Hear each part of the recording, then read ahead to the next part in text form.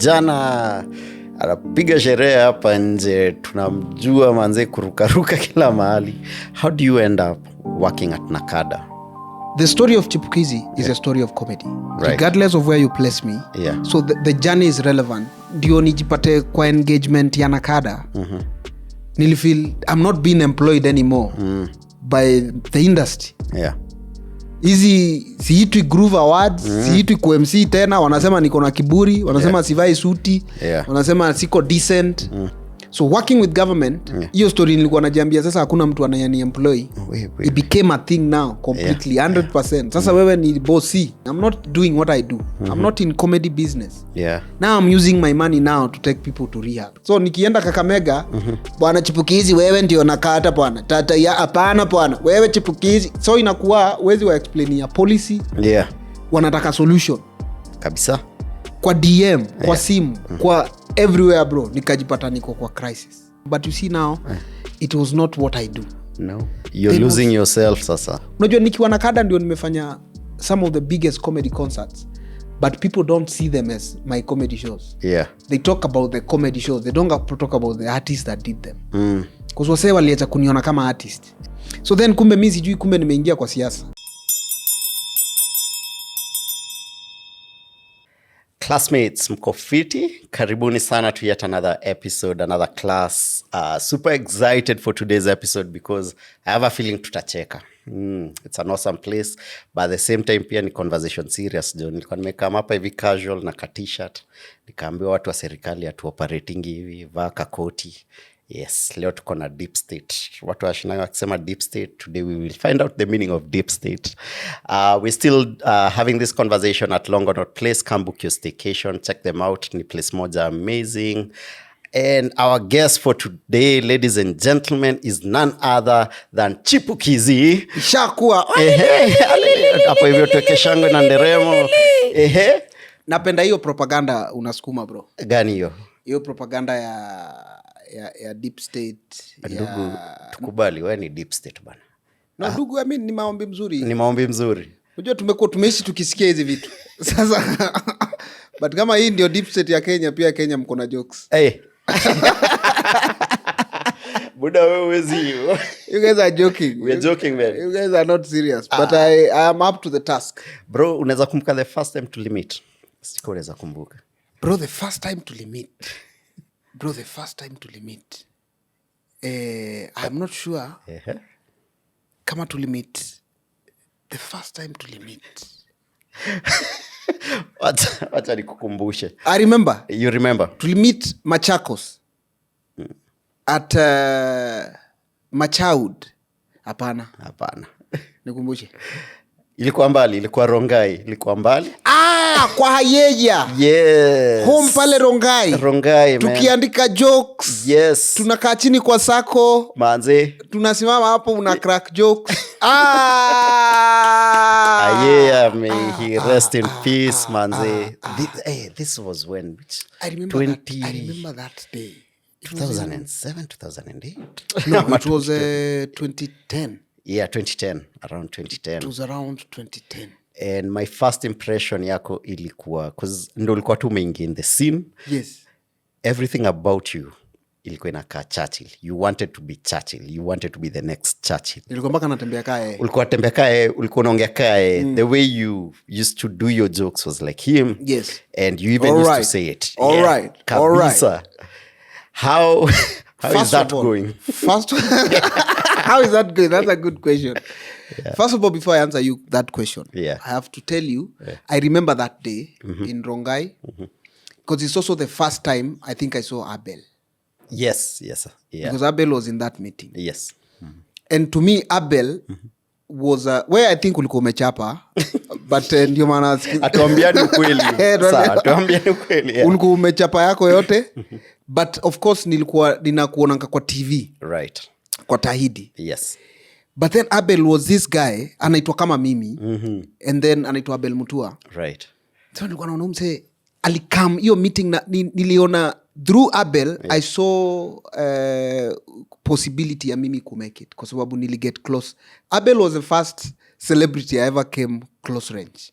Wow. and it was during that day hapo kwa Ayeye hapo. Yes, man. Because Ayeye Abel alikuwa akujangi Churchill ku create mistari. It was True. Ayeye. Yes.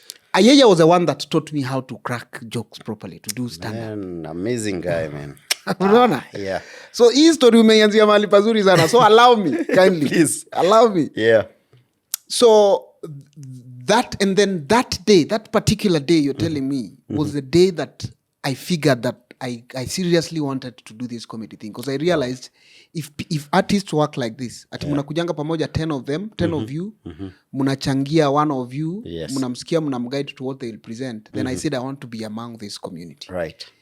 Now, so about me wanting to become Churchill, unajua bro manze, even up to date man, Churchill is one of those guys that I look up to as a person. Right.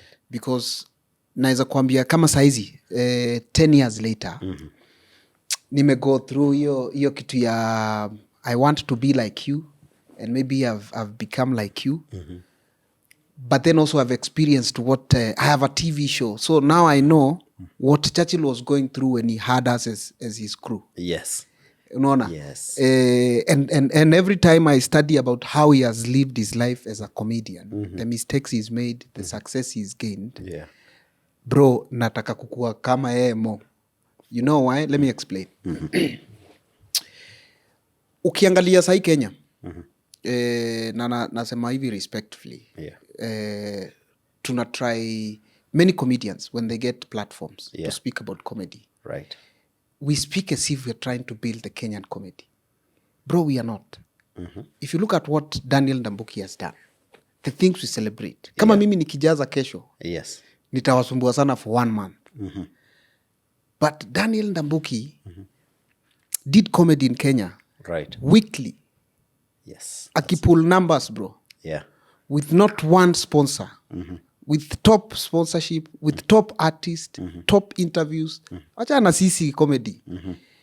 Umse bro for 3 years. Yeah.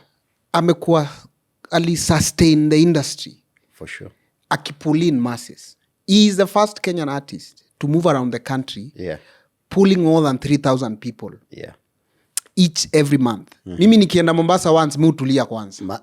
Hiyo kitu ni heavy. Hiyo kitu ni heavy. Yeah. Bro, hiyo kitu ni expensive. Ajab. Akidecide anataka kutua, akiwa yeye mwenyewe kama Churchill, from the experience I've had. Yeah. Bro, yeye mwenyewe hata make do. Yeah, classmates, wacha nikupe overview why it's a big deal what Churchill was doing. For you to do an event where you're hosting 3,000 plus people on a cost perspective, juu tumefanya events ka hizo, you'll spend anywhere between 8 to 12 million. Yes. So Churchill was doing this every month for 3 years consecutive. For 3 years, bro. Yo. And also, bro, and you see, and bro, allow me, because this is I think this is your platform, and I like your show, bro. Thanks, and I watch it. I've watched all the CEOs who have been here. Manze, shukran sana. I feel like we are from here we are able to maybe speak up and also shape our industry. Right. The reason why I'm who I am, ni juu ya hiyo swali umeniuliza. You wanted to become like Churchill. How is that going? Yes. Mimi reason hata nilitoka kwa Churchill, reason me do what I do ni juu mutaka ku give back to kitu yenye mzaya ametufanyia sisi kama Kenyans, not mimi as an artist. Sisi kama Kenyans. Right. I have tried to manage a comedy show. My first of all, mimi shida zangu na wasanii, wacha nifunguke. Fungua roho. Shida zangu na wasanii wengi. Wasanii wengi comedians. The gossip of Chipukeezy around the industry. Yeah. The first days used to be that ninalamba Churchill sana. Because of hiyo kitu umeniuliza, I wanted to become like him. Yeah. Truth of the matter is, bro, I didn't know what I wanted to become. But I was in a space where I was trying to find myself. Yeah. Yeah. So I'm like, but this is the best. This is our boss. What I know, so let me be like him. So then kajambia so nilikuwa najitafuta identity. Yeah, for sure.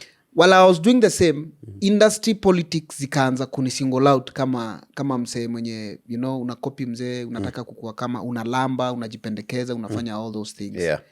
But na nasema hivi kuencourage mtu yote mwenye ako atakujuu we are I think sisi kama vijana si go through the same kichungi. Oh yeah, absolutely. Ukijipata uko kwa hiyo unaimba ngoma za Jay-Z, unaimba ngoma za Nyashinski, you're trying to find yourself. Na critics wana try kuongea kukufinya kuongea ni kama tu vile Njugushi nilikuwa naona wasi wakimrushia mawe. Yes. Usistop, endelea tu kujifind. True. So that because I feel now at my age I found myself finally. Awesome. I finally found my voice. Yeah. But because I got interested into what Churchill was doing, the mentorship then was I wanted to become like him. Yeah. I didn't know what comedy was, bro, when I was starting to do it. I just left the village, came to the city. Yeah. Then I'm at an audition. Right. And then people are telling me that maybe I can be funny, maybe I cannot be funny. Tumepewa food that night. I'm in college, I'm trying to become a journalist. Yeah. But here I am with my fellow students. I've met with Kina Ayeye. That's when we met at the auditions. We have not been given a chance to perform, Right. but we have been accepted in this community. Once we came to Carnival, tumepewa food. So I'm like, I like this space. Yeah. Since nitoke kwa village, nikakam kwa Nairobi, this is the first space na feel comedians have got some very positive energy. Yeah.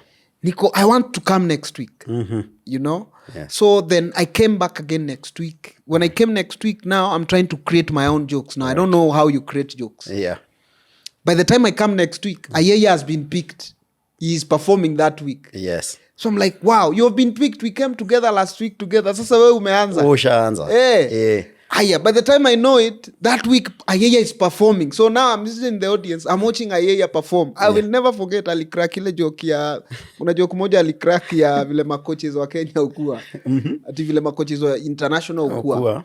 Alianza makoches international ongea na sign language tu ana communicate na player pale ndani. Ati sema lakini ukiona makoches wa huku mtaani wakicommunicate usifikiria wanaongelesha coach ball juu ya ball.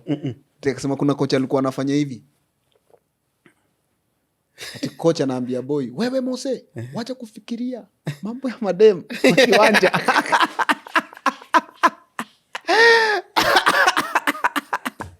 And you know what's funny? Phil? Do you know this joke? Naenda uangalie YouTube. Hii joke ilikuwa broadcasted on national television.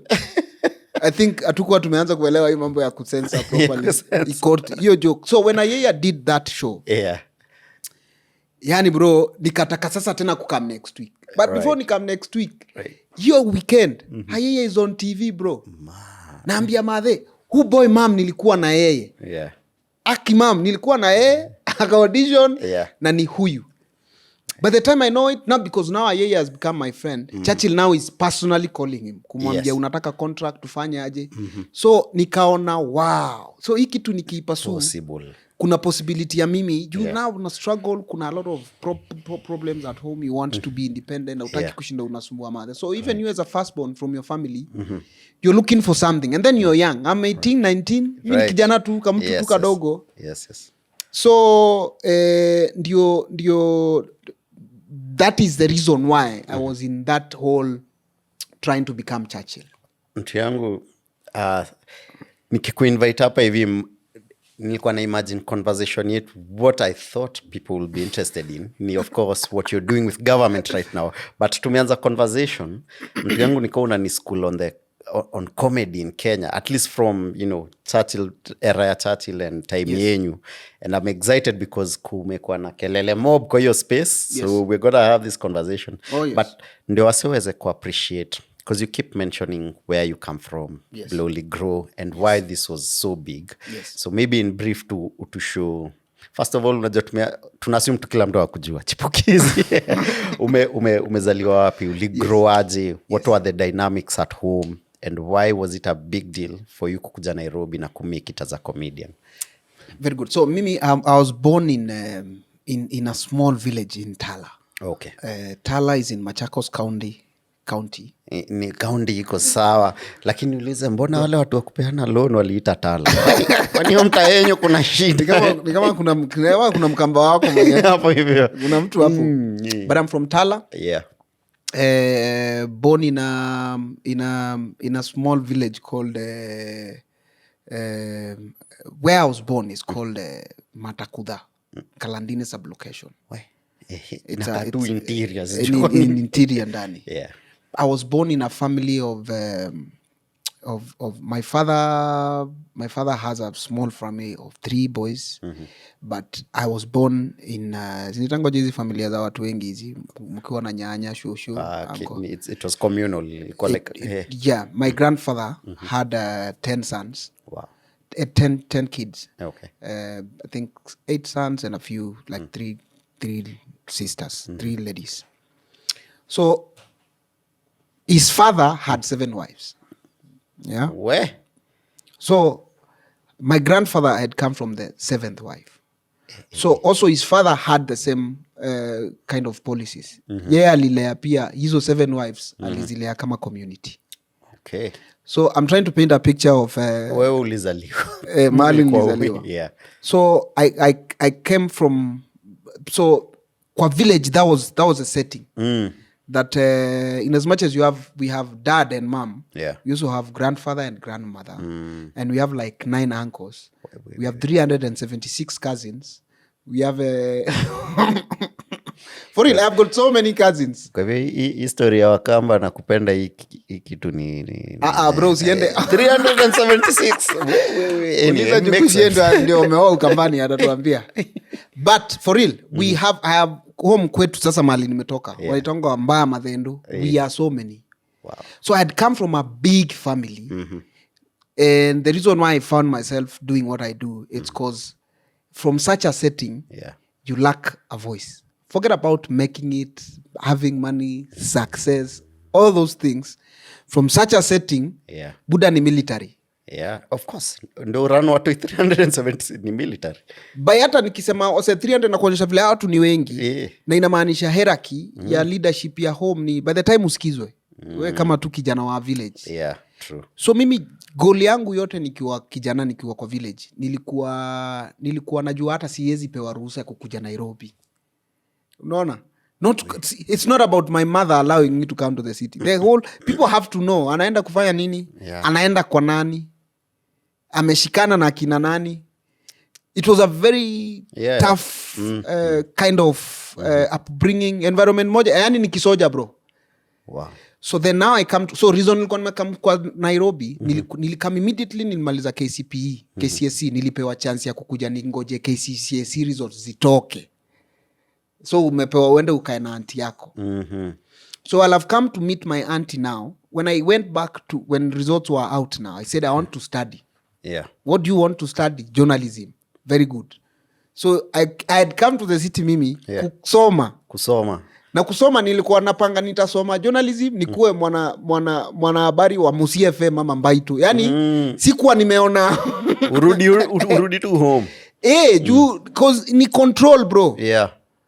Yani sijaona yani unajua hata home uoni TV, unaona TV aje na wazee wako sitting room. Kuna hiyo hierarchy before wewe ufikiwe watch TV. Ati unasikiza radio, ati una watch TV. Manze vitu zimechange. Siku hizi ni the opposite. Siku hizi before junior malizane na Cocomelon before nifikiwe. Imagine. Yeah. So it was such a big deal for me to be in this Churchill space because I'm young one.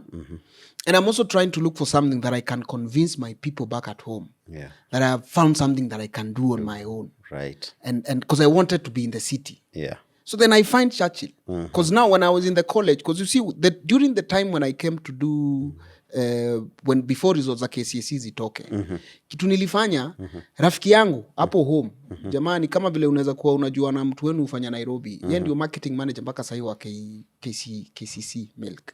Wow. Okay. He was the head of marketing and roadshow. Naitwa Martin Musau.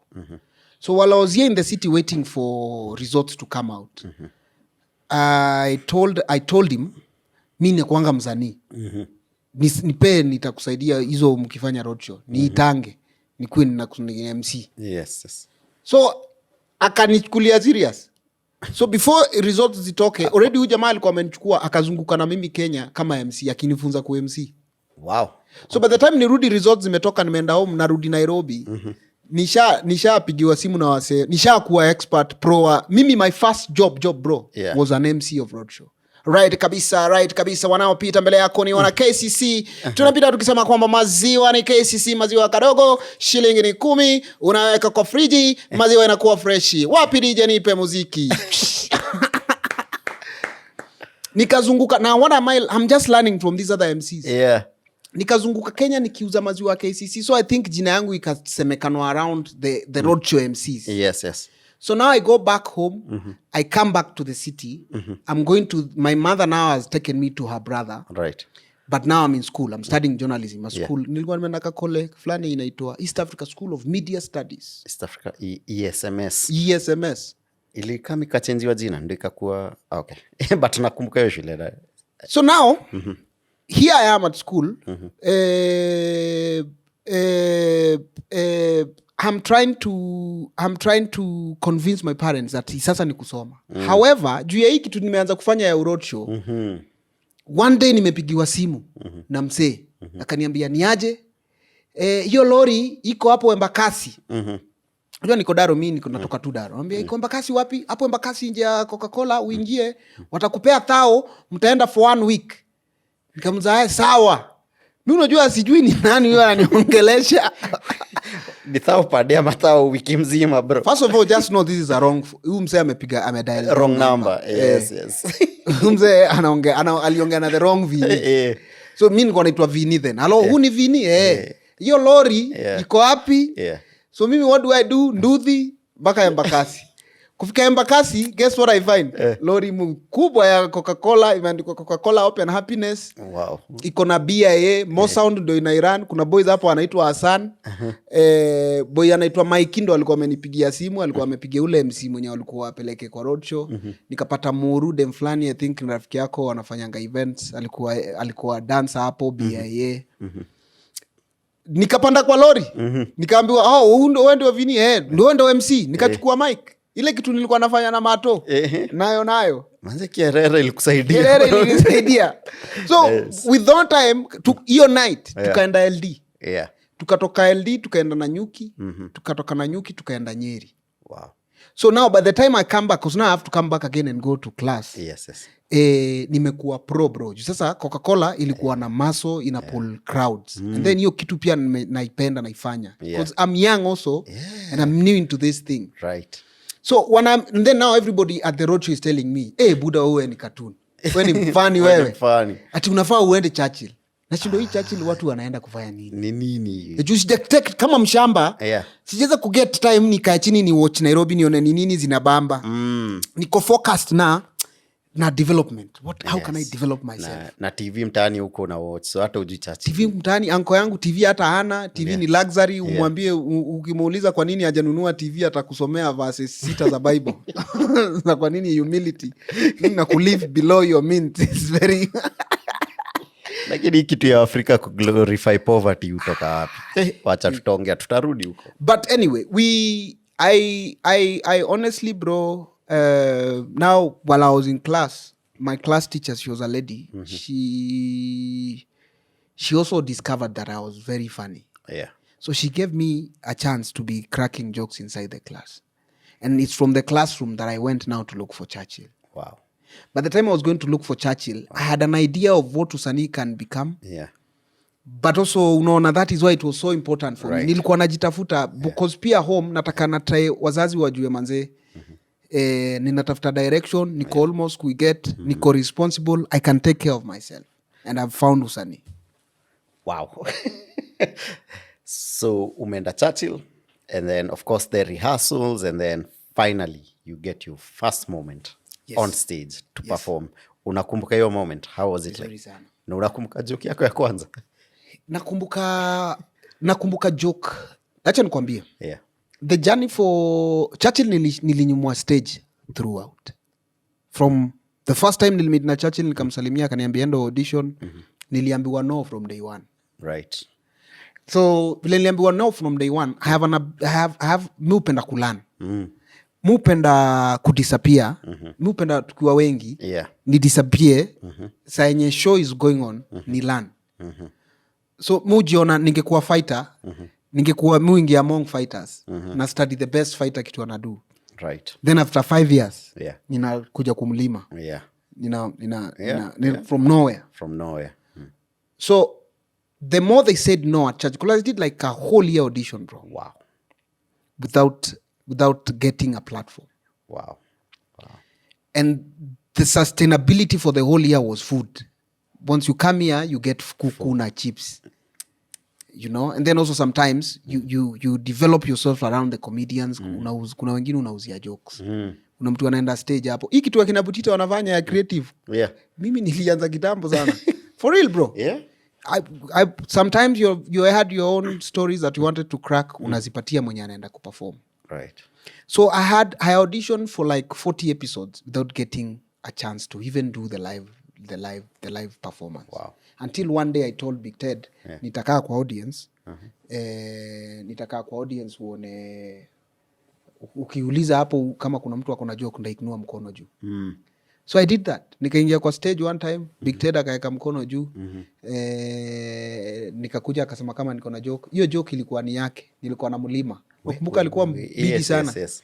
So the joke was yeye watu unaona vile watu wakiingia kwa security wao upimwa na kale ka ti.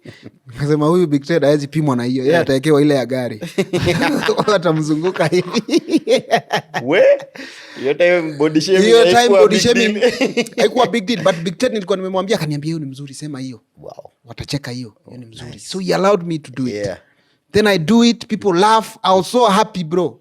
Then I talked about a few, sikumbuki your first performance here at TED, but I sure remember. Yeah. From that day now, I started preparing as if I was going on air. So every time I'll create jokes, I will be preparing them as if zitaonekana kwa TV. Kwa TV, yeah. Because now nishakuwa regular kwa Carnival, siwezi nyimwa chance. Yes. So one time, the last episode ndio Churchill take a break. Kulikuwa KCP imefanyika. Naona Churchill ametoa magest hiyo wiki, amepeana chance, comedians wapewe chance. So naona hapa kianani nikikuwa na good material, naweza make it. So I looked for Ngatia. You remember Ngatia from Top Comic? Yes, Ngatia. Because me, my understanding of comedy then was, nilikuwa najua experts wa comedy yenye si tunafanya vijana. Ni Ayeya, ni Ngatia, ni Abel, na Oyo. Yeah, because of Top Comic. Yes. And there was those four people were people I would actually, kama sasa Ngatia nilimwita nikamwambia, bro, sasa nisaidie. Mimi I want to joke about school on Friday for Churchill show. How can I create jokes around that? How do you do it, man? How do you guys do this thing? Right. So Ngatia akanikalisha chini. I'll never forget. Hapo Kani akakam tukakaa chini tukajenga mstari. Akaniambia, tunaongea na shule about what's your plan. Nikamwambia, shule nataka kuongea juu ya ma questions. Tukaingia mathematics. Kuna joke fulani mimi huona sana kwa industry. Ya if Otieno was traveling from Kisumu to Mombasa using a lorry at a speed of 80 km/h. How long will it take him to travel from Kisumu to Mombasa? This time using a bus. Otieno anauliza, bwana mwalimu, kama ameenda akafika na lori anafanya nini kwa basi? Si akae tu Kisumu bwana. So hiyo mstari tulijenga hizo jokes, na kulikuwa mpaka na ingine ya ati Gor Mahia walikuwa wanapenda kwenda kurusha mawe sana those days. Nikasema ukipea mtu wa Gor Mahia ati calculate the weight of a stone thrown from the terraces to the middle field to the center of a stadium. Okelo haezi jibu hiyo swali, anasema bwana mwalimu bwana nipatie practical bwana. So Ngatia helped me craft jokes kama hizo that night. So then cause me kijana I get on stage, I crack jokes about school. Then me I go home, Uruma, mimi mambo hata nimesahau. Wase wakapenda hiyo show, bro. Wase walipenda hiyo show mpaka hiyo weekend nilishinda na ile shati nilikuwa nimevaa. Ndio mtu akiniona hata unasema aka nilikaona mahali nikabaya sana. Guess what, bro? The day that the show is going on air is the last day of that season. Then nimekaa hivi kwa bar, ninajiona kwa TV. So niko what? Then saa yenye najiona kwa TV, mabeste zangu wamechachisha kwa hiyo bar. Kila mtu kwa hiyo bar amenitumania pombe. Kwa hiyo meza. Na ulikuwa umeenda kunywa maji. Hata tukuwa hata na kitu kwanza. Tulikuwa tumeenda kwa hiyo bar, tulikuwa tunatafuta manager wa hiyo bar tupatie job, tupigange mstari hapo kama karaoke. But but now hiyo bar wameweka TV bigi iko kwa screen. Shati yenye nimevaa kwa hiyo bar ndio yenye niko nayo kwa TV. Ndio watu wakujue. Ndio watu wanijue. So and that was the first moment. That's the memory I remember of my first stage movie on hiyo day nilikuwa kwa TV. Juu sasa tulijiona nikapiga hizo jokes za shule, then season nikateka break for another 1 year. So ilikuwa which year? This was 2013. This is 2013. 2013. This is 2013 now. Kapiga break for 1 year and then now No, this is not 2013. This is 2010. During that time now where we were meeting. Yes. Because now remember now nikicommit tulikuwa tunaendelea kutry sasa kuget. Yes. Get the best, ku understand performance properly. Okay. So this now is in so the shortest break now until your 2013. See 2013 it's when now Churchill show came back. Yeah. So there was that gap. Now shida ni juu ya hii pressure kukuja ku audition nishatoka shule. So ile shule madhe ananilipia nimehepa bro, siendi kole. Na hiyo pesa ananitumia na ananitumia pesa na shida hizo pesa nakula. Anko yangu na yeye ashaanza kukua nielewi. Juu ninachelewa na kuja asubuhi na kuja midnight, haelewi. Wewe hati mnaenda Kenya National Theatre kufanya nini? Jokes cha nini? Wewe na si uliletwa usome. Amwambia hapana, wasanii kitu gani? Na sasa hiyo yeye alikuwa anatambua papa. Huyo ambia wasanii kama akina Papa Shirandula na wamesoma. Hawa ni watu wako na mandikili sawa, wewe uende usome. So then now I'm out of school. Churchill has clothes shop. Roadshow gigs are not there anymore. So what do? I look for Churchill again. I went to Laugh Industry, I told him, mzee mimi naona show imeisha lakini ni sawa tu. Mimi nimeangalia huku kwako nikaona kuna kazi mingi. Mimi niko college na mimi ndio najisomesha. Mimi mzee naomba nisaidie. Hata kama ni kuosha huku vyombo kitchen ndakuwa naosha. Mimi sasa si nimeishi. Kipindi. Akaniambia no don't worry. Hakuna haja uoshe vyombo na haina haja ujisomeshe. Mambo ya shule isikupee pressure. Akaita jamaa anaitwa Waudo. Huyu mambo ya kids festival unaweza fanya naye maneno. Naweza fanya nikapewa kazi ya kupelekanga flyers. Sasa ma celebrity wanakuja akina MC Jesse, akina Yeye, akina Fred Omondi. Mimi kazi yangu ilikuwa kwenda kwa Primo. Na Primo mingi watu wengi wameniona nimekuja kwa Primo zao. Sema are you guys okay? Mko tayari? Sasa ambia mwenzako tarehe 10. Tarehe 10 wale wasanii wa Churchill. Mnajua Fred Omondi na Eric Omondi. Na sijui nani. Watakuja mkuje nikapiga primary kama so. So unajua hapo at least napewa some facilitation, but while I was doing it I think Churchill aka notice akamkamba akasema akaambia Waudo si mumpeleke Hastings. Nikaenda Hastings because kina Waudo, Churchill, Berry na Sami Mwangi were the directors for Hastings. So nikaenda Hastings. Kwenda Hastings, Berry akaniangalia acting yangu ikakuwa acting yangu ni bure. So nikaekwa kama Asha hapo tukiwa na ukweli mimi hapo acting but sasa nikiwasha naona Anyang' Nyong'o manze anakaa hapo Alliance najiambia ala yani watu wa Dosi naona Alfred Mutua najiambia ala yani usanii wa Dosi pia wanaitambua hii design naona hii kitu basi mimi acha niashe hapa kwanza kidogo nikahasha kidogo then all of a sudden now nikaanza kulanio acting na study tu mi bro that's wacha nikwambie every time utainiona nimedisappear usiwahi worry uko pale una study.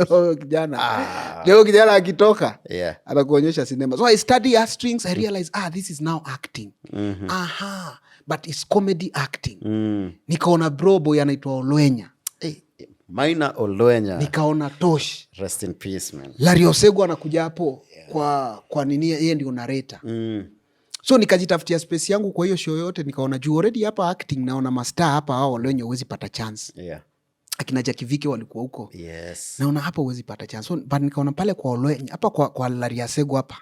Hapa juu anakuja anaongea Kizungu. It's a difficult thing. Una hapa anakuja anaongea Kizungu hii narration hii inaiweza. Juu ni kama ile nyingine pia ya Churchill show. Nikaendelea kuwasha one day Olwenya, Larry Osego akakosa kukam. Kuna rate. So wakauliza nani ata narrate? Sami Mwangi akasema ni narrate. So now ikapenio day nimeenda kuna rate Churchill akakamkuochio show. So na mimi kuna rate hiyo sasa hiyo kuna rate mimi sijui kuna rate bro. Juu first of all kizungu yangu ni mbaya, ni ya mtu tu atala. Sina hii audience ya strings ni witty.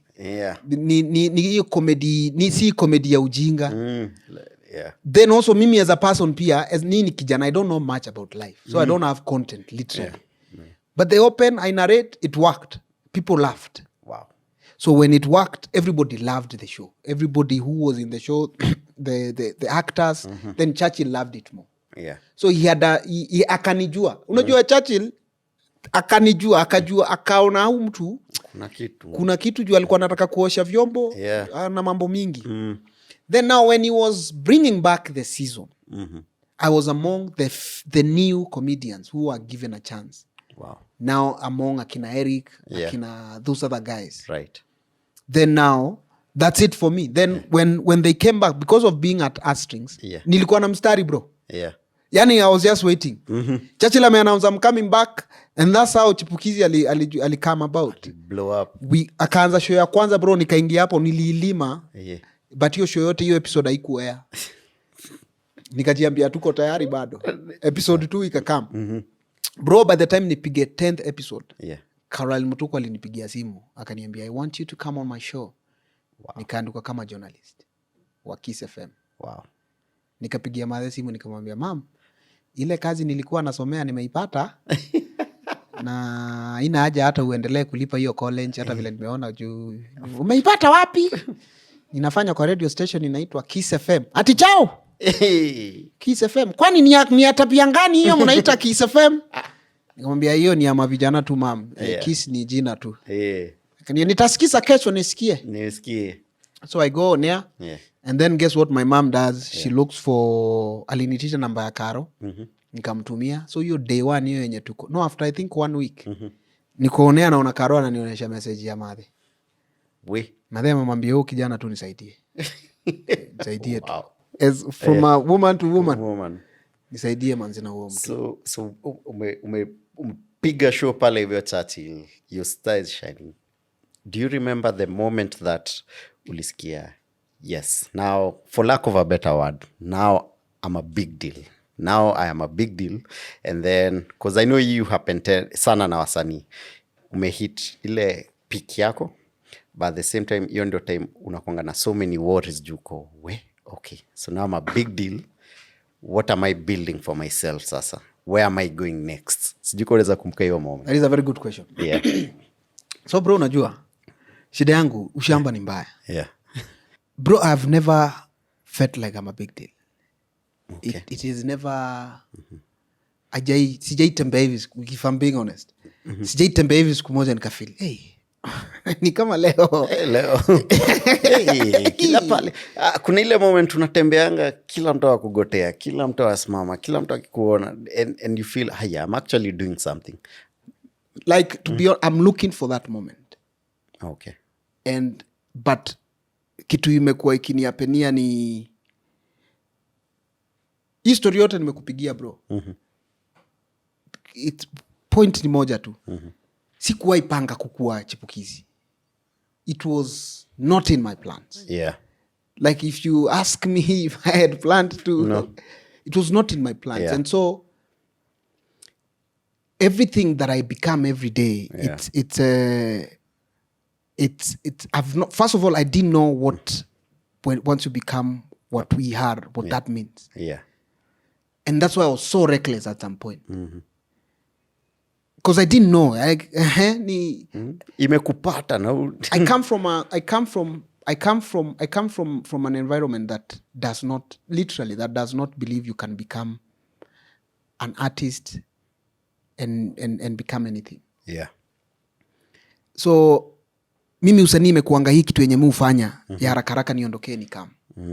So no matter how famous I get, no matter how many numbers I get on YouTube, no matter who I meet, no matter what I do, naionanga kama privilege. Yani najiambianga wow, kesho inaweza kuwa if leo tumeperformia pop, kesho basi inamaanisha hii kitu inaweza tupeleka to another stage.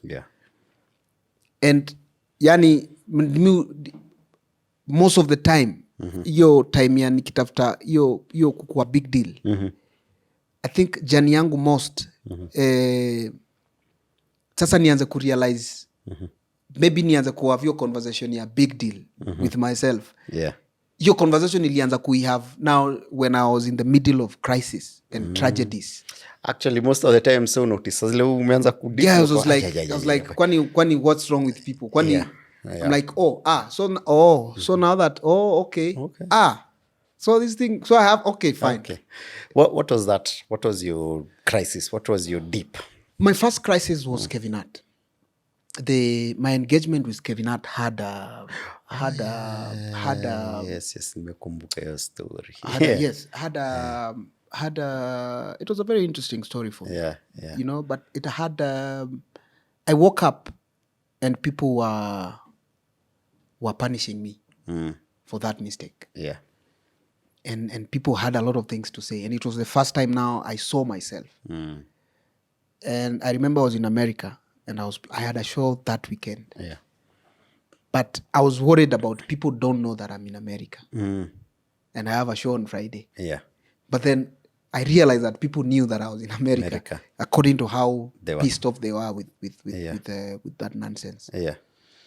And I saw how people, you know, I was young, bro. I was hata sikuwa nimefika 25. I was very young. Okay. So yani ukiwa myang hivyo nikaona wasee wakani cancel culture. Wasee wakasema uboe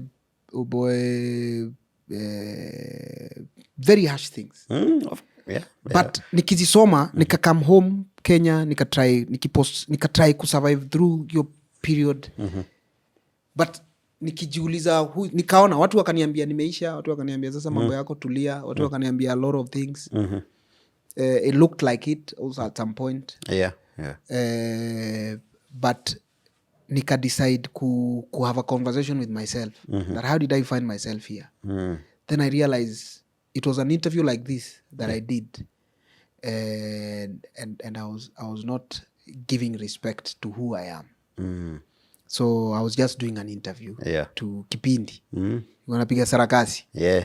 And so nikalan, so I have to be responsible. So I am responsible of how I communicate. Oh yeah. So I have to be, because I didn't care about, honestly, morals. I still don't. I didn't care about people liking me or knowing me as a nice guy or as this guy with integrity. Or Yes. I was just trying to crack jokes. I was not in the business of trying to be liked. Yeah.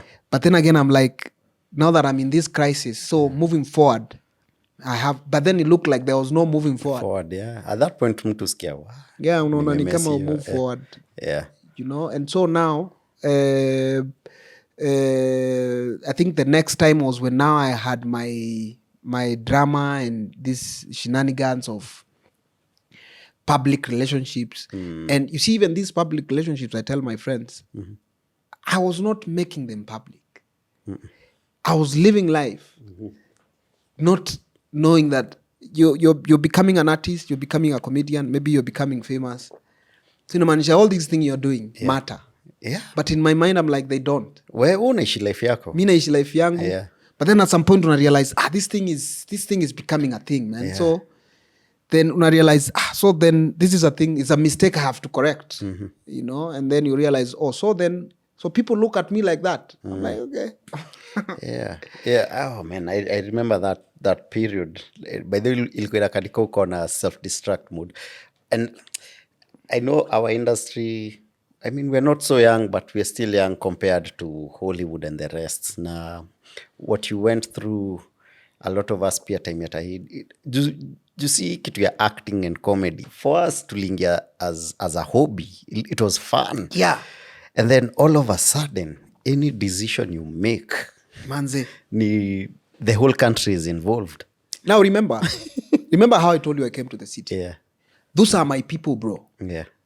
The structure I gave you, everything about me, I've borrowed from those people. Anything I know about my life is from my family. Right. So then I'm like, they don't even know that niko na dem Instagram. Hata hawako Instagram. Hao ni watu wengine wagani wanamata kwa life. Yeah. Then when ni msemu young, umetoka kwa village, unaanza kusoma blogs and then kuna kitu moja bro nilinotice manze na ni kitu maybe nafikiria vijana wengi wana need waijue na waprepare for it na maybe tuna need kuchange the society. At that age uko kijana myang haujui a lot of things and then wase sasa wenye wanakulima wase wenye wanakulima kwa mtandao right ni baba ya mtu maze ni hawa maceleb tu hawa mabigwigs unaona CEO wa agency ametweet about you manze unaona marketing manager wa agency ameongea about you you are a boy bro. So mimi reason moja bro na kitu yenye mi ufanya nikimiti na vijana hata hapa umeona nimekuja na vijana 3 reason mimi uimpress vijana sana ni juu manze master kama kijana mimi nimeona wase wametry sana bala wase kuni guide kwa hii biashara yangu ya life wase wengi sana walimenishatia doors na unapata hata today bro even to date most of the people that compete with me directly are older than me with 20 years so na unapatanga mi sijafika hata 35 but unaangalia huyu mzee ameishi miaka 50 but hataki kijana asonge hataki usonge bro right na mimi kama kuna kitu moja kufanya bro mi ni live for you sani every day bro yani ni kutoa hiyo barrier yangu hapo hivyo living for usanii is in conversations to may have na wewe on the side. I think you toured in the US for a while. I don't know if there's a comedian in Kenya who has toured the US as much as you have. And so for you kuona the comedy scene there and then coming from the comedy scene in Kenya, ni nini tuna need kudu different na kuchange so that comedy is juko mnaonanga comedy is a belt man kuna comedy clubs and everything. I can see in Kenya comedy clubs are starting to pop up, but you had that first-hand experience and for Kenya we need definitely we need structures. America wako 400 years ahead of us. So one, I tell my comedians that I engage with, if you're trying to become or compete with Hollywood or to become like Hollywood, think 400 years from today ahead. Kenya, we don't have an industry, bro. Them, they have an industry, an established one. And so it becomes easy for them to, because if it's a comedy club, every city, every small town has a comedy club. If it's theaters, they have those structures. So for us here, for me to do a show, I really have to spend a lot of money on venue, stage, speaker, security, all these things. So that's one big difference. Number two, they have a culture of comedy going. Comedy is I think Americans see comedy as part of therapy. The American people themselves have a culture of going to comedy shows. It's a thing. In Kenya, and you know you're going to allow me to speak the way I want. Please. We comedy shows are for corporates, for business. They are most of the time they are not about comedy. So even when we are in these comedy shows in Africa and Kenya, unlike in America, unapatanga sponsor amekuwa mbigi kuliko the comedy show. That is true. Then that already is a direction to the wrong. It's tumepotea. Americans sahizi na naonanga mimi sijawahi kutaka kuingia kwa hiyo conversation ya censorship, but ukiangalia Americans sahizi wana censor comedians wao sana as people. Unasikia mtu anasema Dave Chappelle stop talking about that because I believe it's because the people the American people accepted themselves and so they are free to laugh at themselves. So Kenya bado watu wetu tuko na 400 years to go. Actually yes, and actually shida kubwa nafikiria tuko nayo bro ni comedians wengi respectfully wanajaribu kukua comedians wa kizungu bala kukua Kenyan comedians au kukua comedian. Right. Mimi lesson moja nililanikiwa ni US ni there is no American comedian or Kenyan comedian. There are comedians. So if you're a Philippine comedian, you should be able to crack jokes in Philippines, in US or whatever. It's a language. Comedy is a language. So mimi Chipukeezy nikianza kutry sana kutaka kukua mzungu ama kutaka kusound white, English is just a language, right? Because now I can do comedy in English, Kikamba, and French, and by the way, that's a fact. I can. I want to add French as part of of my. Okay. I want to be able to do comedy in English, Kikamba, Right. and French. Right. So ukianza kutengeneza jokes za kizungu unaweza enda kuziperformia Americans wakose kucheka, uanze kufikiria wewe si mfani, ni kwa sababu tu hauja align na culture yao. It's not about you speaking fluent English that American people or Hollywood will laugh. It's about the relevance of your story. True. What are you saying? Whether you're saying it as Bruce Lee or Jackie Chan or kama Kimondio, as long as wasee wanaelewa kitu unasema, hata ukifanya sign language, then that's comedy. And I think for me, hiyo kama kuna kitu moja naweza taka kupeana kwa industry ni hiyo, that we are trying to become white. We are trying to speak, even the comedy clubs I've seen in Kenya. Yes. People are trying to speak. We don't see Raila as Biden. So no, hata uki structure, you know, the other day jamaa, you know, you saw it won't work. We are used to baba. Unajua? Yeah. And you can tell a Raila story as a Mkisi. Yes. I can actually tell a Raila joke in Kikamba and a white guy will understand akiekewa subtitle. Okay. Unaget? Yeah. Struggle kubwa tuko nayo bosi ya Kenyan comedy. Yeah. Tuache kutaka kukua wazungu. Nilienda America nika realize even there are kama kuna country kuna comedians wengi duniani ni America. But una realize tunajua like 10. Ni kweli. How tunajua ni kwa sababu how even in America wame manage kukata across all those states with their content. That's true. It's and it's something we are trying to do with film, because kuna hii kitu idea tuko nayo Kenya that if you're an artist you need to be able to entertain millions of Kenyans, but America, as you rightfully say, bro, unaweza kuwa msanii wa pale Western and you can live off that community very comfortably. Now you can even export it. Yeah, and export it. I didn't really appreciate the magnitude of the work you were doing. The photos, you and Kevin Hart, you and Cat Williams, until Ida from Manze. Big up. Yeah, dem true sana. Ali happen kukua around when we were shooting Click Click Bang, so I can do one of the roles there. So we had a conversation about this. Na alikuwa anasema why US, the way it's structured, ni a meritocracy system. Like uko hivyo, it's about merit, it's about hard work. So for you to go to the next level, it takes a lot of work, and then for you to go to the next, so by the time you are a continental star and then a worldwide star like Kevin Hart and Cat Williams, my goodness, you're almost like a god, because and so for Chipukeezy to be in the same room with Cat Williams having conversations, Chipukeezy to be in the same space with Kevin Hart, it is not a small thing. Yendo alinimake ni understand. And I want to add value, bro, because I think on your show I can try and take some credit. Yeah. Because you are an OG. Big up Ida. Yeah. Bro, most of the time, and even right now, ni kama saizi nikikuja hapa, and hii ndio shida yangu manze, mimi ubonga mob, so students mtanihurumia. Ni sawa. Nikikama hapa, nimekula kwa kibanda iko hapa next to where you record. You know it, hapo tu Boulevard hapo nje. Wewe. Hapo nje. So now, this Mkikuyu guy, akakama kaka mbele yangu. Yeah. So yeye anaongea na Kikuyu. Mimi namsikia properly. Yeah. Nasema magai. Oyo no moe. Oyo. Ako na pesa kama ubwa. Unajua anaongea na Kikuyu. Na Kikuyu. So nikaikazia tu nikitaka kucheka. Juu nilikuwa napigia brother yangu nikimwambia juu simu yangu iko na dozo. Nilikuwa naambia brother yangu na kutumia namba yao madhewa hapa unilipie. Right. So akani engage na hiyo conversation, tukiongea akataka kuniletea insinuation ya mdosi na nyinyi mabilionea. Sipendi hiyo mimi personally. Sipendi hiyo.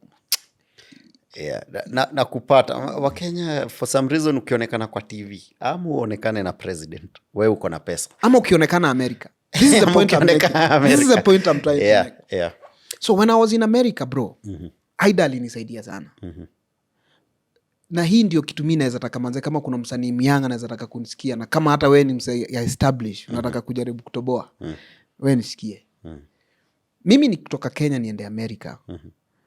It was a systematic decision. Nilikuwa nimedecide. Actually hata nilikuwa na relocate in my thinking. Nilikuwa nataka kwenda kupasua comedy. Kwa sababu mimi nisha make decision that until I die I will pursue comedy as a performer and as a student until I get it right. So when COVID came, because Chipukeezy show was on air, and then I was a guy with the platform. Then COVID came, then I was a guy without the platform. Then I stayed home for 1 year without doing nothing.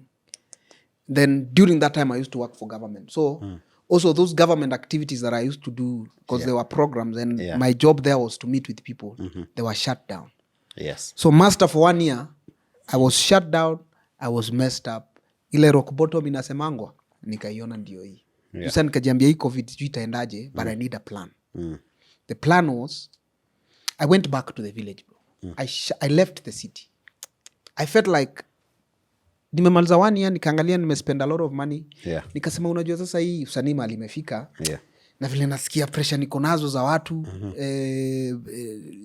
I have to go back to ile setting nilikuambia. So I shut down everything. I tell my brother and my team, good people, it's going down. Tunaanza upya. I went back to the village and started again. Nikakaa na madhe hapo, nikaanza kufence shamba zangu, nikaanza kujenga. But nikiwa hapo pia nikaanza kujikumbusha, how am I a vice chair of Nakada? How do I have another name as Chipukeezy? So nikiwa hapo nikadiscover comedy, nikajiuliza, nilitoka kwa video nikakuja city, nikatafuta msee mwenye alikuwa na platform, akanipatia chance. So nikajiambia juu sasa huku ime shut down na inakaa hata Africa moving forward ni kama hatutai get another chance. Then where is comedy happening? Nikajiambia happen ina happen huku majuu. Nikajiambia so how do you get there?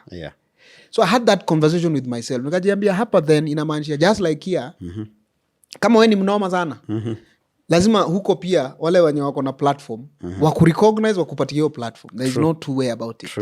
Then I gave myself an example with myself. I said it's the same thing with my show, that Katelo becomes who he is. Akinitrace. Akitrace Butita, chances za yeye kubecome Katelo ni high kwa SPM. But when you go to the right, when you trace the right people with the right platforms, it's easy for you to, and it's not easy to get these people.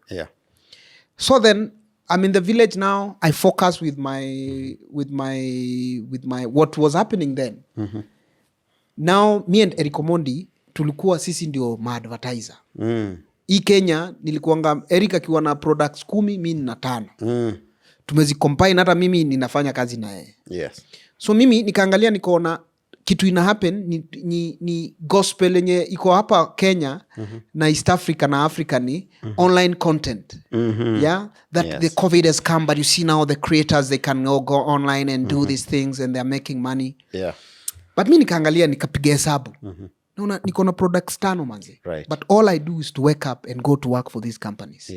I've become a marketer, I've become a sales guy. I'm trying to convert. Nauza manze mafuta, nauza vitu mob. Nina do ndio, naweza kuambia nina do iko, but naangalia naona hido yote inarudi tena kwa hizi products. Hizi products nazo ndo zitranslate, zina demand a lot. So nika cancel all those engagements. Everybody I was advertising with, I canceled that engagement. I went home a free man. Nilibaki na deni zangu zenye nilikuwa nazo, nikajua kuna bank 3 zitanitafuta, tutajipanga hapa mbele. I'm trying to paint a picture here. In that moment, Chipukeezy might be seen as a very successful comedian, doing well in all those shenanigans of government and all that. But at that moment, I'm trying to restructure my life to get it right. And I'm pursuing comedy. So back in the village, Cat Williams follows me. Out of blues. Tata, Cat Williams has followed you. Cat Williams has followed me. That day, blogs zote za Kenya zilikuwa zimeeka picha yangu hapo kama nimekonda kidogo. Tunasema Chipukeezy amepotea, huyu amekuwa mgonjwa, huyu ameenda wapi, huyu ameisha, huyu alipotelea wapi. walikosana na Katelo, huyu nini, huyu kutienda, but the same night Kat amenifollow. So I'm like, was this a good gesture? Yeah. So I texted him. Immediately he followed. I'm like, boss man, thank you for following. Listen, I'm top comedian in Africa. Yeah. And I'm trying to branch out. I want to come. Right. And I've seen you on tour. He was on tour. Yeah.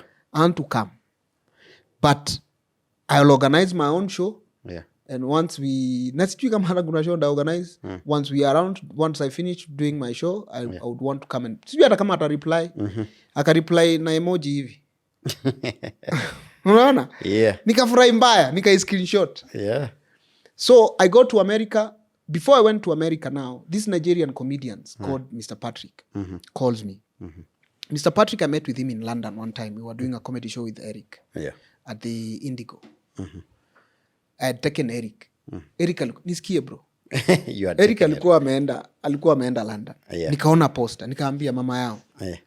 Mimi hata sijawahi toka nje ya Kenya. Bwana wacha tu nikufuate bwana. Ongea na huo mtu umwambie mimi tu ndakuintroduce. Yes. Yeah? Then Eric nika-insist. Nikachoma. Eric akanitafutia. Akaongea na Patrick. Patrick akanipeleka kwa hiyo show. Nika-open for Eric. Yeah. I killed it. So Patrick liked my performance. Now he's doing a show in across America now. Across 12 states for Nigerians. Yeah.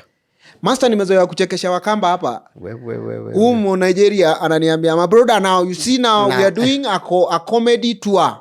We are fellow comedians from Nigeria. And I want a comedian from East Africa. And you're that guy. So nikaona bas. This is it. This is it, man. Hii challenge mi ndaichukua.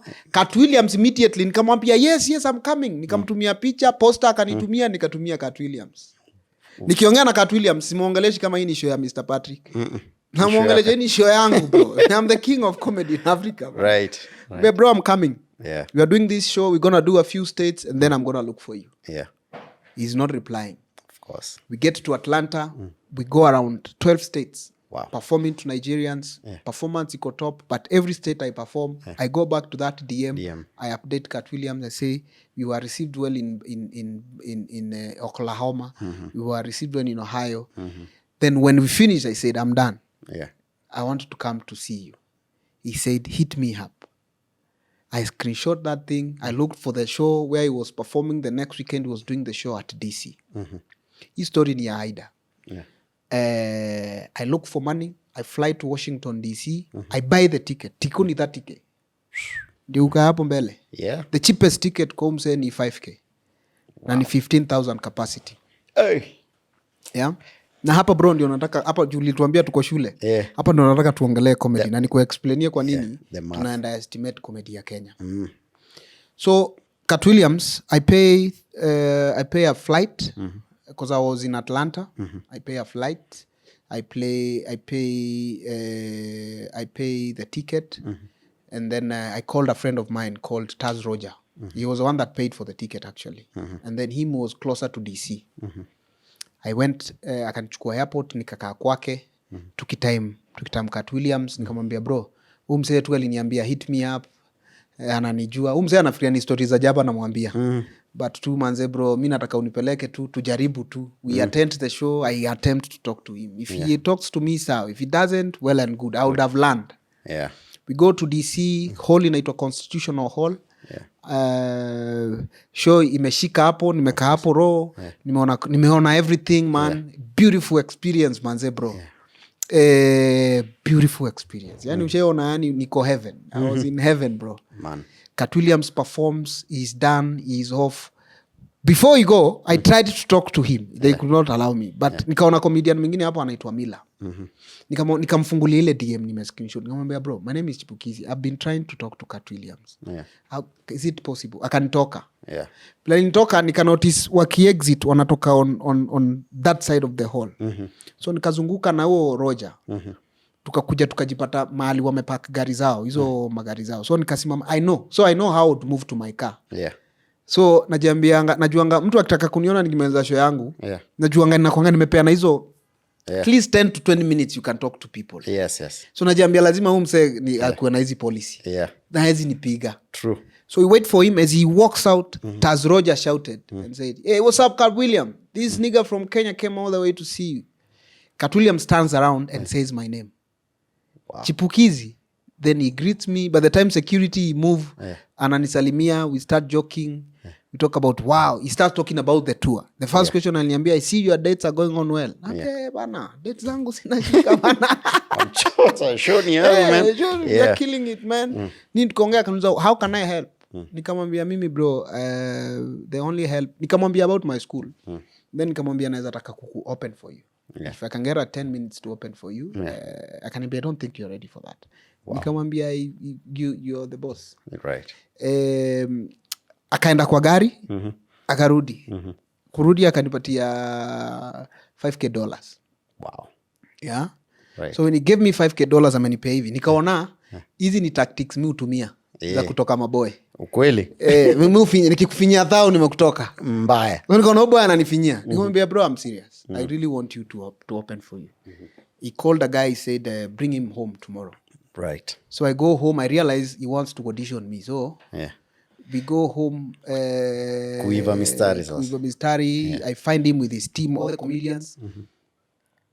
Tukaongea. Stories about Kenya. But hizo story ndo zenye nilienda kuperform. Then tukitoka hapo ndo nikaenda nikamfungulia. I'm the first African comedian, me and Trevor Noah, to perform at actually me, Trevor Noah and Barack Obama. To perform. No, please. No, but for mtu yangu. Yeah. We are the only Kenyans to perform Africans to perform at the Washington Constitution Hall, DC.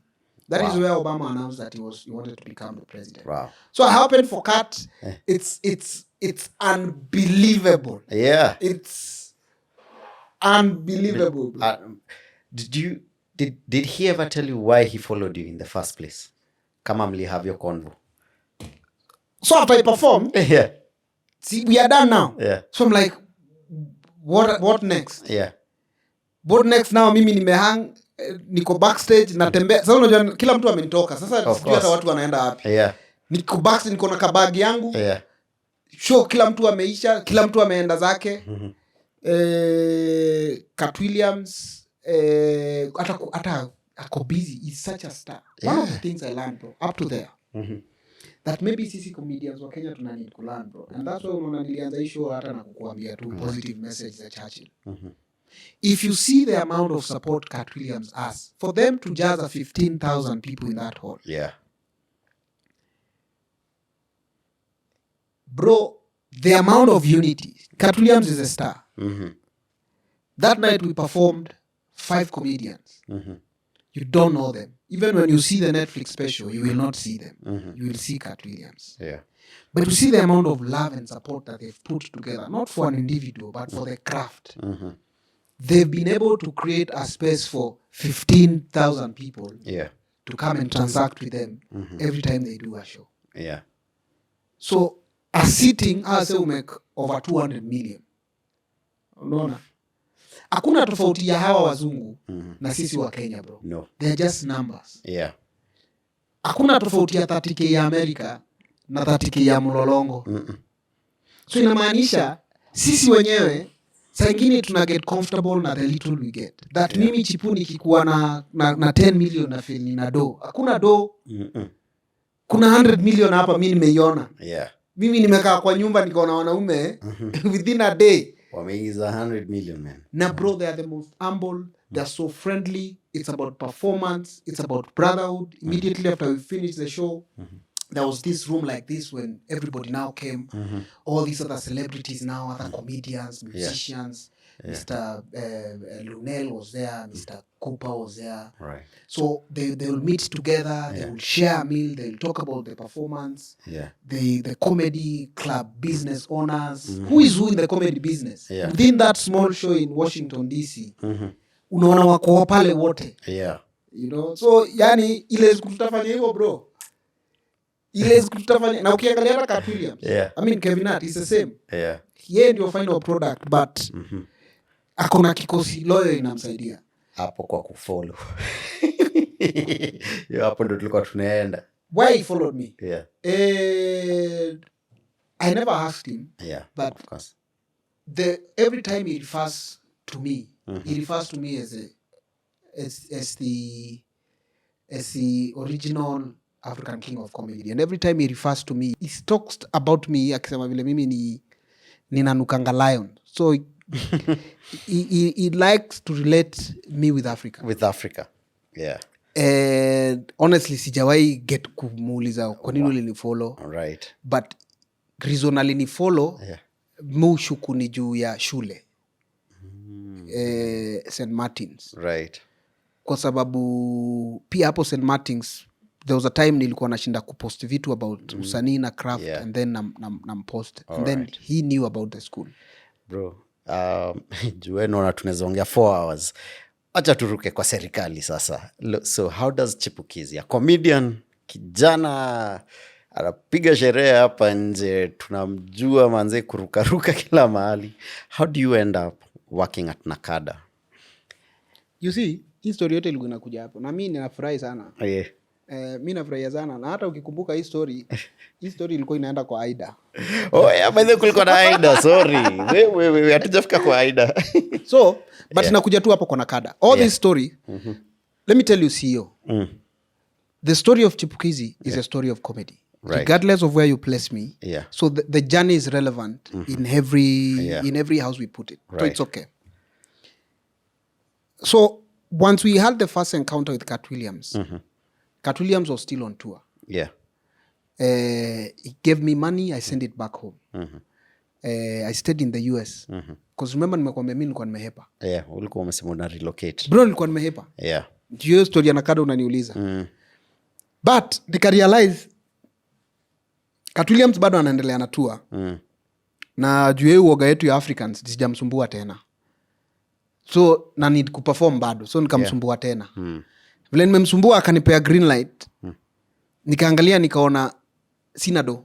Niko hapo US. Nimesota kama kasia. Na nikapiga hesabu ya hiyo movement. Nina need flight na mahali ya kulala. Yeah. Bro. Huyo boy ameniambia show iko kesho night. So then what do I do?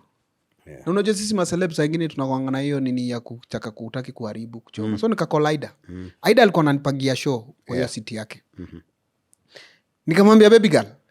Oh Chipu manze, we are so proud. Anambia tulia kwanza. Ujui kile nakuja kukugonga na. Acha hizo story. Sikia mdau. Mimi siko sawa na nataka kwenda Vegas. Wewe ni mtu ni set mdosi. Please. Aida akanishughulikia na aka walk. I think hata alikuwa ananirequestia, nilikuwa sijui ni yeye alinirequestia Uber ndivyo nililand ndio nichukue niende. Yani akanisupport. But vile alinisupport nikakuja nikakaa naye chini nikamwambia Aida zile struggle tumego through ndio tumitu mzee. Ndio tufanye kitu tunafanya hapa America. It's not being easy. Yani tukaelewana na akaniambia yani ye ako guest ana get ni hiyo yani that unaweza kuwa vulnerable but ananionyesha what you've achieved. It's something of greatness. Oh yeah. Yeah. Opening for Cat Williams, mtu yangu, see, it's not a joke. That's a big thing. That's a big thing, man. That's a big thing. Thank you, bro. Yeah. Thank you, bro. This thing of Nakada is the reason why I had gone to US. I'd gone to US because one time, this young boy from Tala, I felt like after Kevin Hart,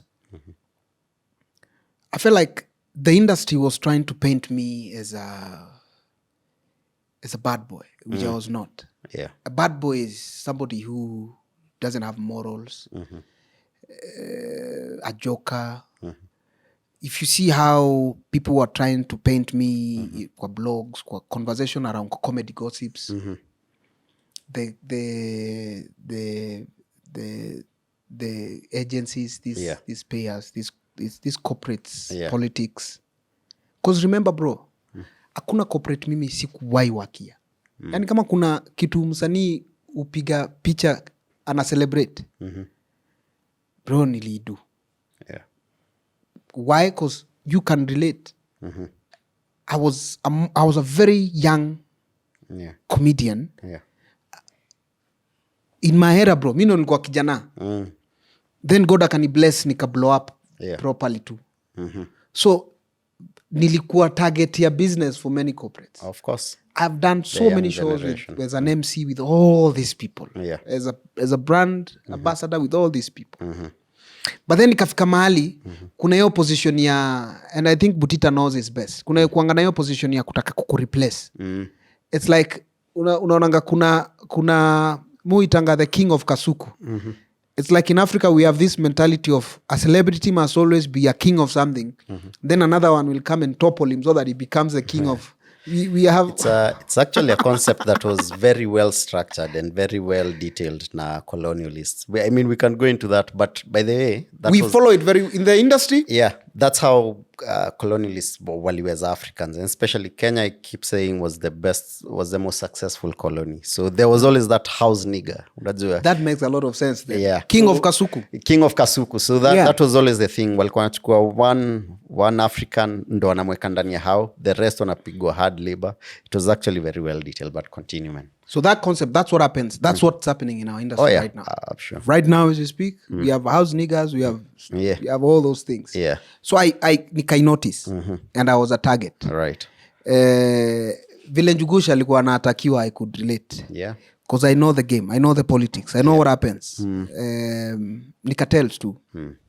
So mimi kwa sababu ya kugrow kwa village sangini na kuanga na umauru zangu. Na pia fame na celebrity na hizi pesa mimi, then it's not it for me. Yeah. That's not what I am chasing. So again, ndio nijipate kwa engagement ya Nakada. Nilifeel I'm not being employed anymore by the industry. Yeah. Hizi siitwi Groove Awards, siitwi QMC tena, wanasema niko na kiburi, wanasema sivai suti, wanasema siko decent. Wanasema navaa t-shirts kwa award ceremony. Yeah. That's a politics. Yeah. So nikasema sawa basi, na huko kwa siasa naona akina Big Ted. Nikaenda nasikia huko watu hata wanalipangwa. Yeah. So because I was an artist and I had a space, nikafikiria then. Because now pia nikifanya Kiss FM nilikuwa exposed into government. Because nikiwa Kiss FM, that's when I was exposed into government. Yeah. Because I was sent to interview the president then with the deputy at State House. And then when I met him, they requested me I performed for him for like 7 times. Yeah. The second time I performed, I met with Abel, also doing the same thing. Right. To Kilonchi Uwezo. Yes. You remember? Yeah. It was during that time. That's when I had met with government. Right. So I took the deputy president then number. And I also took the president when I was interviewing them. Yeah. So vile nilichukua namba yao wote, hiyo day nakumbuka nilikuwa nimeambia deputy president atutumie kitu tukiwa na Linda Nyangweso. So tukimaliza show yetu juu tulikuwa tunafanya drive ya Kiss FM. Vile tukimaliza drive alitutumia thao. But I maintained the number. So when industry, I felt like now as an artist, nime resign Kiss, najaribu kuingia kwa space ya content creation, niko kwa YouTube, nobody is hiring me. There's a lot of gossip about me. Then mimi sasa nikatafuta deputy president. Nikaenda kwake kwa ofisi. Nikamwambia mdosi, mimi naitwa Chipukeezy. Mimi nachekeshanga watu. Niko na 500,000 followers. Na niko na kashow Ibru TV kanaitwa Chipukeezy show. Na nimejenga kashule nyumbani. Natafuta kazi. Juu nimeona hii usanii bila kazi haina stability. Sasa tunatafuta kazi gani? Nikamwambia si ile mlikuwa mmepea Jagwa. Kaniambia okay. Why do you want that? Nikamwambia kwa sababu sasa mimi na feel mimi ni kijana. Na nikiwa kijana naweza resonate na vijana better. Yeah. Na pia juu ya hii platform yangu mimi mwenyewe na feel na need stability. I need my usanii needs more than. Ananiambia no problem. Nikamwambia mimi usinipe pesa. Mimi pesa najua unapea watu. Lakini mimi nipe job. So kaniambia sawa, no problem, leave that to me. So 2 weeks later I see myself kwa Gazette Notice. Wow. Having been appointed as a director for Nakada. So, and that's how I found myself in government. But I didn't know what you had got in yourself. What I have done. Yeah. Bro. Yani, sikuwa nimejua. And I think the president knew. Vile nilingia tu kwa ofisi yake. Alijiambia akamkamba akajui kitu kanataka. Lakini wacha tukapea tuone. What? So I get there and I did. By the time I nifanye mwaka ya pili, hata nilikuwa sikunywi pombe. Sikudanganyi. Na mpaka wa leo ili disappear hiyo takia kutaka kunywa pombe. Yani mpaka hata niko single. Yani I didn't know again. I thought ni celeb tu, star umeingia. Then you enter there, you realize kumbe this thing is a serious story. So working with government, hiyo story nilikuwa najiambia sasa hakuna mtu anayani employ. It became a thing now completely 100%. Sasa wewe ni bossy. but kumbuka madirector wenzangu wote hapo, kila director akona biashara yake ingine yenye anafanya. Kama ni mahindi anauza, kama ni unga anauza. Biangu ni comedy, lakini comedy industry inaniona kama bosi. So I'm not earning, I'm not doing what I do. I'm not in comedy business. Now I'm using my money now to take people to rehab. Now, because now I also don't know what Gava works. And then also most people don't. So nikienda Kakamega, bwana Chipukeezy wewe ndio nakata bwana. Tata ya hapana bwana. Wewe Chipukeezy. So inakuwa uwezi wa explain ya policy. Wanataka solution. Kabisa. Kwa DM, kwa simu, kwa everywhere bro. Nikajipata niko kwa crisis. Nikajipata sasa I have to focus with this Nakada thing and deliver. So I have to seriously become a Nakada person. And then I became a Nakada person. I became a director, nikaingia into that thing, nikaingia kwa programs, nikaanza kujituma. But you see now, it was not what I do. No, you're then losing yourself sasa. And then now you're kuvutana na watu, unasikia sasa umelose, unajua nikiwa Nakada ndio nimefanya some of the biggest comedy concerts. But people don't see them as my comedy shows. They talk about the comedy shows. They don't talk about the artists that did them. Because wase waliacha kuniona kama artist. Wase walikuwa wananiona kama huyu mtu wa kupeana madhautao. And then kulikuwa na hiyo so now you're a comedian. Okay, you're a comedian. So bado unatry kupiga shows but you are also an employee. So najua hii ililetanga politics pia pale hivyo ndani. Inakanikuwa unatumia doya gava. Unaona? Yani we ni director, uta-explain aje hizo vitu unafanya za showbiz. Nakada inasponsaje hizo vitu unafanya. When you become a government person now, interests zina change. Kabisa. Niko na Chipukeezy show hapo. Nikiwa na Chipukeezy show, nikiwa hapo, mwenye hiyo TV ana feel, mimi ninatumia hiyo position ya serikali kusukuma agenda za serikali za Nakada. So anataka pesa kutoka kwa hiyo Nakada. Na Nakada nayo ukienda unapata hawana budget. Maybe hata hawana hata budget ya kufanya hizo programs. So unaona inakuwa this thing that I'm carrying that is not myself. Then also sasa nika-realize juu ya kuinteract na Kenyans, nika-realize vile manze tuko na blanda kama Kenya. Yani nika-realize yani kumbe mimi kukuwa msuccessful, kukuwa na doa yani hata si news. Juu yani wale wase wana need help Kenya ni wengi sana. True. So nikaanza kumiti na vijana wakiwa na mashida, naenda Kakamega, naenda Nairobi, naenda wapi. Nika engage na wa Kenyans on one. Ikani change perspective pia ya vile ikanipea reason ya kuto give up. Because then again vile niliingia after 3 years nika realize in 3 years time hii kitu kumbe inaenda. So then kumbe mimi sijui kumbe nimeingia kwa siasa. Juu sasa hii siasa kumbe sasa hiyo saa yenye hii miaka 3 inakuja kuisha. Sasa na yeye deputy president naye mmeanza kumlima huko. Na yeye ndio mtu yangu. Sasa pia unalimwa na yeye. So sasa mimi ninalimwa na hiyo celebu yangu. Labda unajua siwezi piga nduru. Juu sasa nikipiga nduru utanilima pia. So nimefinywa bro. Yani nachiambia niliingia wapi. So nimefinywa mpaka uwezi fanya comedy. Na hata hii government sasa vile vitu zimeshift. Hauko kwa mahali ulikuwa. So hata wewe ni director na pia hauna mandate mob sana. True. Then unaona zile plans ulikuwa nazo za zile vitu ungependa kuimplement. Unaona kumbe hakuna hiyo time na kumbe hakunanga hiyo life. Kumbe power tu ni kitu transient. Then naanza kuona na kumbe sasa nikakosa kuappointiwa tena. Inaweza kuwa huu alifutwa, huu aliwachwa, hakupewa chance tena. So that's what I'm struggling with. So then I said, then before wanifinye hawa, wacha mimi nitoke. And that's why now I had made that decision ya first, na cut down cost, wacha sitaishi kama mtu wa serikali. That's why ujawai niona nikiishi kama director. Sitatumia hizo magari, sitatumia hao mapolisi, sitatumia hizo, na cut down cost. Hakuna mkutano nitaingia kama director. Everywhere I go as Chipukeezy. So whether I have a bob, 100 or whatever, this is how I'm going to engage with this space. So I stopped now being an Nakada guy when I realized there was a danger, became Chipukeezy. Then now that's when I decided to go to the US. Vile mambo za US ziliiva, nikaona sasa hii US vile Mr. Patrick ameniita, mimi Kenya sirudi. That's when nilikaa US for 6 months. Juu nilikuwa najiambia vile naona, sioni kama president William Ruto then vile nilikuwa naona huu mtu vile amefinywa. Na sasa juu tunafinywa pamoja. Hata hiyo comedy kuifanya hiyo Kenya inaweza kuwa itakuwa ngumu kidogo. So nikasema then wacha nijipange hapa, nasikia huku watu wanaendesha malori nini, nasikia mambo ni mingi huku, nione kama zitawak. Yeah. And it's when I was there I made a decision to come back also to support him. Right. Nikiwa hapo nilijiambia kama voice yangu kidogo, yeah, nama kuassociate naye inaweza mfanya ashinde, then I'm not going to be a coward. I will come back on, and then you see after I met Cat Williams, God has given me a clear indication that he had a purpose for me to be a comedian. And the fact that I'm able to engage with the greats and even perform for them. Wow. So it was, yani in my mind bro, I have no doubt whether I crack jokes na Kikamba or not. Wewe ni comedian. So nilikam home, nikikuwa nimejua ideally, nimekam kukampenia William Ruto, ashinde ama anguke, ndio tupange maisha next. Wow. And thank heavens manzi for you. William Ruto became the president, and now we see you engaging kwa functions zake. But also your point umesema ulifinywa pale kwa serikali.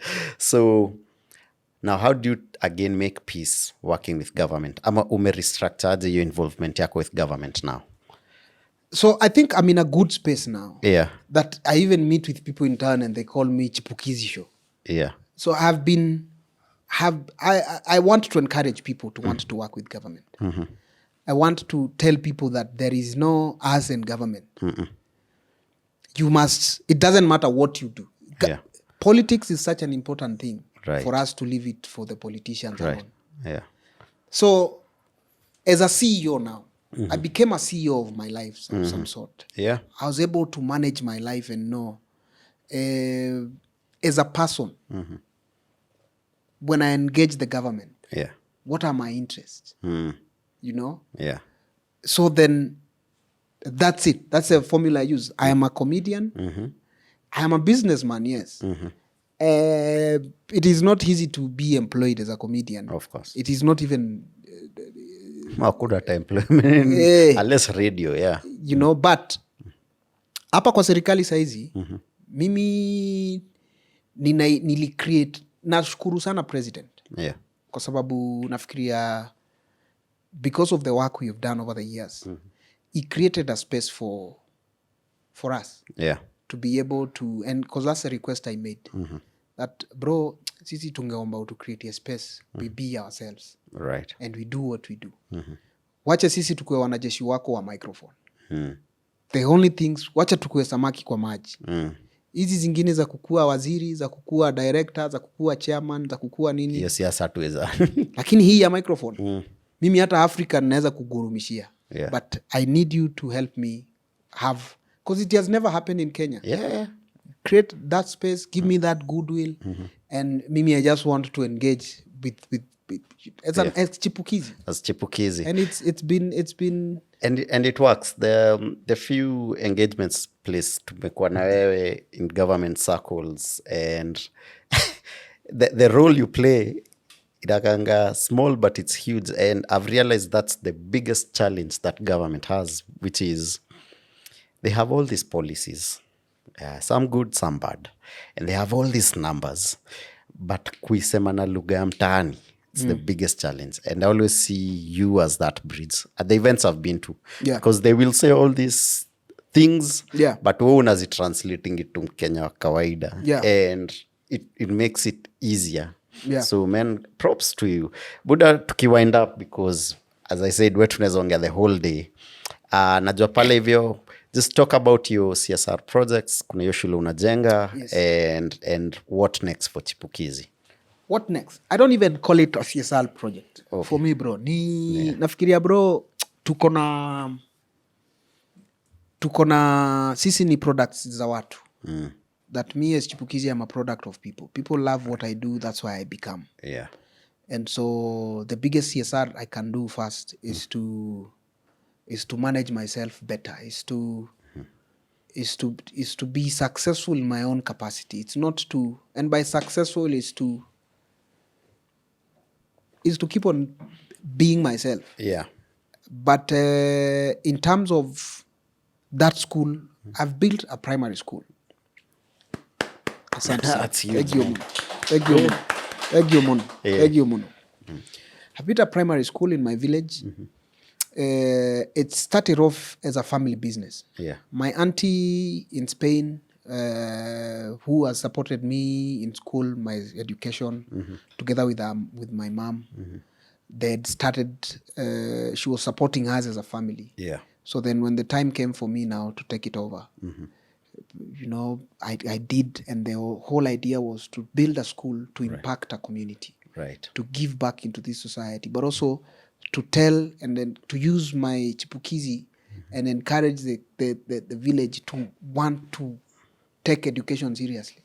Masomo ni muhimu. Mimi ingekuwa si talent, hata leo singekuwa hapa. True. Lakini I am 1 in a million. Right. These are the people, if they can take education seriously, and if we can encourage young parents, and if we can encourage young people like me, once you get kidogo, you go back home, you also invest, we come together as a community, we build it, then we will have started to solve our problems for our own. Bala tungoje mtu wetu akuwe kingpin, akuwe president, ndo tukuje kupata maendeleo kwa village. Then sasa mimi naifanya hiyo. Yeah. Na na encourage mtu mwingine akuje ajenge hospitali, mwingine ajenge another thing. The whole idea is, if God will keep me alive, I want to tell a story of that we can get and give it back. Yeah. We can get and remain normal. Right. We can be as famous as we can get. We can be as rich and powerful, but still be human. And I think that's what we need as a country, that we must be people, bro. It doesn't matter what we have. And bro, I say this and I thank God for what he has done to me, because when it comes to fame and power and money and all these things, God has shown me those things. But as a young person, the more I see them, the more I realize that, yes, God has spared them for us, but he has spared them for us so that we can take them and use them for this earth, for other people. Right. Si lazima niingie kwa village nikionyesha Range Rover, bro. Si lazima niende home, hata kama niko nayo ni shout about my mansion. Ati nyaji wase, since mwanza kunisupport na my comedy, nimebuild a mansion. Yeah. But I can shout about a school I'm struggling to build, so that I don't show you. It's not easy, bro. It's not easy. And what's next for us? I want to become better every day. I want to. The next for Chipukeezy, I feel like I'm starting my life in 2 years. Once I hit 35, it's when I want to officially begin life. But I am on December 9th, by the way. Yeah. I officially invite you at KICC. All right. I will be celebrating 10 years in comedy. Man, amazing, man. Thank you, sir. Yeah. So we have a great show coming up. I have invited comedians, friends of mine. Cat Williams, DJ Opsky will be coming. Wow. We will have comedians across the globe. We'll have a lineup of 12 comedians outside Africa. And then we are also having a conversation with our brothers in Kenya. Right. Chipukeezy show is here also. I'm planning to make it an official live recording. So I'm going to do a tour of Chipukeezy show, both in counties and in diaspora. Right. We're planning to do live recordings in UK, Qatar. I think next year we've planned for Qatar by early Feb. Goal is, we are growing, bro. And we are also growing, taking up responsibilities, trying to become better versions of ourselves, but also trying to make this our country better. I say this, I advocate for freedom. That let us be free. Yeah. Sisi kama mayouth man, manze, tuishi tu free. Free kukua sisi, free kufanya vile tunataka. Right. Tusikiwe watumbwakni. Na pia wale wasanii wenye wako kwa industry. Yeah. Tusi-advertise sana, tusahau. The craft. The craft. Yeah. Because tuna make the many endorsements I have, I am winning. Yeah. Bro, unauza unga jo. Tunataka kuuza jokes. Ama tuuze songs. Yeah. It's not about how big you are. It's about how impactful what you're saying is doing to the person in Kirinyaga. Absolutely. It's not about how many, kama mimi niko na 1.5 million followers. It's not about that. Yeah. It's about what you can say tomorrow. Yeah. Regardless of ukuwe wewe ni kibe, ukuwe wewe ni nani. Tuache kutaka, kwa sababu pia manze feel, na nikubalie tu manze. Kwa sababu sasa nimeshikwa na roho. Lazima pia tuanze kukua society yenye haipotoshi society, wasanii wenye wapotoshi society. tusipotoshe. Nimeona kijana wako hapa, hatuwezi potosha hawa say bro.